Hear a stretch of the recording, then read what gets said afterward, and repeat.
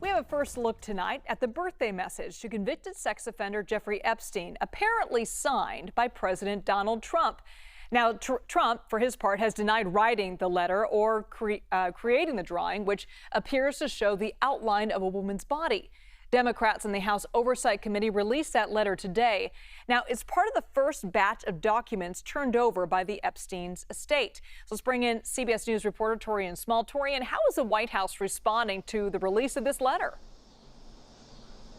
Yeah, they're continuing with their blanket denials that President Trump is attached in any way to these files that are just being piecemealed from the House Oversight Committee. This declaration from the House Oversight Committee includes this birthday book, which, again, as you laid out, was something that was previously reported on by the Wall Street Journal. In response to that, the White House absolutely denied it categorically, but also said that they would be pursuing litigation against the Wall Street Journal for this. I do want to point out Karoline Leavitt, White House spokes's statement today on the release of this. She goes on to say in part, quote, "The latest piece published by the Wall Street Journal proves the entire birthday card story is false. As I've said all along, it's very clear the president did not draw the picture and he did not sign it." Members in Trump's orbit also pointed to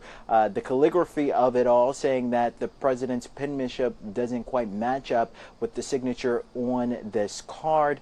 But Democrats are calling foul here. Representative Robert Garcia of California responded to a post on social media that J.D. Vance, President Trump's vice president, put out back in July when the news first started to make the rounds, calling him out, saying that originally Vance said that this didn't exist. This birthday book that President Trump allegedly signed didn't exist. Garcia saying, "Will you apologize, Mr. Vice President, because it does appear to be factual, considering that this was released from the estate, not something that was produced by either Democrats or a news publication."